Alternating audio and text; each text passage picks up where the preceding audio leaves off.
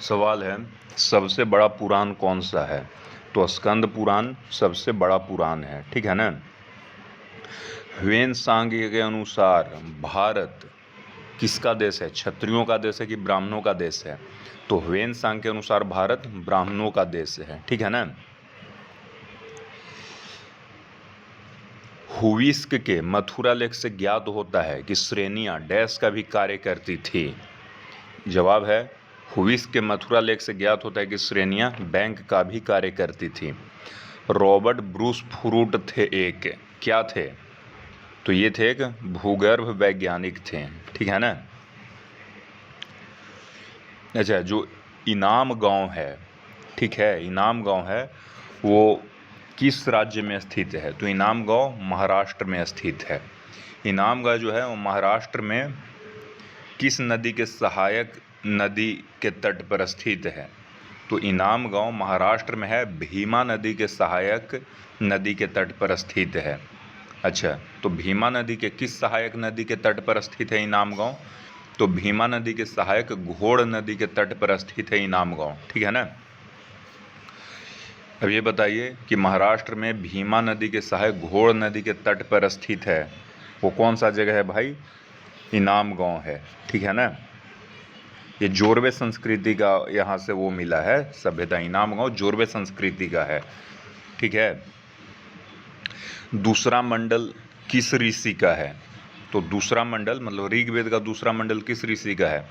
तो ऋग्वेद का दूसरा मंडल गृहत्समद ऋषि का है, ठीक है। विश्व का पहला अभियांत्रिकी किन्हें माना जाता है? तो विश्व का पहला अभियांत्रिकी गृहत्समद ऋषि को ही माना जाता है, ठीक है ना। अगला सवाल देख लेते हैं। ऋग्वेद में वर्णित अयस का अभिप्राय किस धातु से था? तो ऋग्वेद में वर्णित अयस का अभिप्राय तांबा या कांसा धातु से था, है ना। ऋग्वेद में तांबा या कांसा धातु को क्या कहते थे? तो ऋग्वेद में तांबा या कांसा धातु को अयस कहते थे। अच्छा, निम्नलिखित में से किस एक में सर्वप्रथम गोत्र शब्द का प्रयोग कुल के अर्थ में किया गया है? गोत्र शब्द का प्रयोग कुल के अर्थ में किया गया है। ऋग्वेद, अथर्ववेद, ऐतरेय ब्राह्मण की शतपथ? तो अथर्ववेद में, इसका जवाब है अथर्ववेद में, ठीक है ना। अगला सवाल देख लेते हैं, ऐसे ही करते करते। बुध के एक प्रमुख शिष्य सारिपुत्र थे, तो सारिपुत्र की जन्मस्थली कहाँ थी? तो बुध के शिष्य जो सारिपुत्र हुए, तो सारिपुत्र का जन्मस्थली नालंदा था, ठीक है ना। जावा में बोरोदोबुदुर स्तूप किसने बनवाया? तो जावा में बोरोदोबुदुर स्तूप शैलेंद्र शासकों ने बनवाया, ठीक है ना। शैलेंद्र शासकों ने बोरोबुदुर स्तूप कहाँ बनवाया? तो शैलेंद्र शासकों ने बोरोबुदुर स्तूप कहाँ बनवाया भाई? तो जावा में बनवाया, ठीक है ना। शैलेंद्र शासकों ने जावा में बनवाया। अशोक एवं दशरथ ने आजीविकों को कुल कितनी गुफाएं दान में दी थी? तो अशोक एवं दशरथ ने आजीविकों को कुल 7 गुफाएं दान में दी थी, ठीक है ना।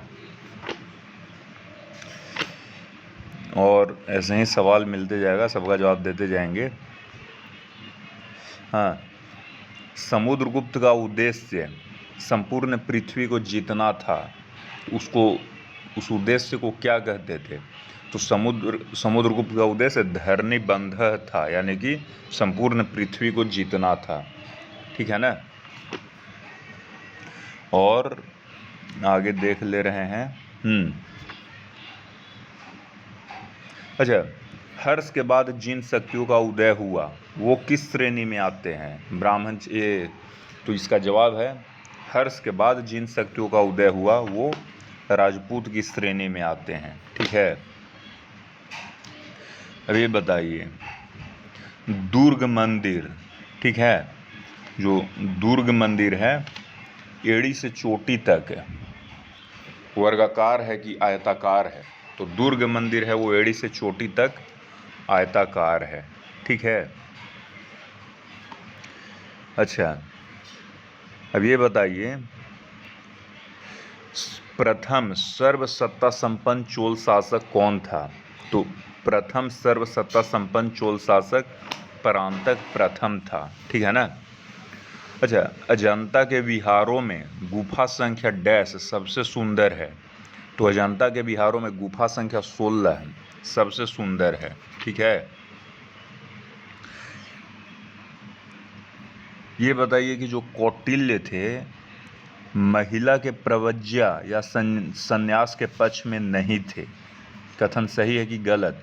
कथन सही है, क्योंकि लाइन लिखा हुआ है कौटिल्य किसी भी दशा में महिला के प्रवज्या या संन्यास के पक्ष में नहीं थे। ठीक है ना। तो और देख ले रहे हैं। हाँ,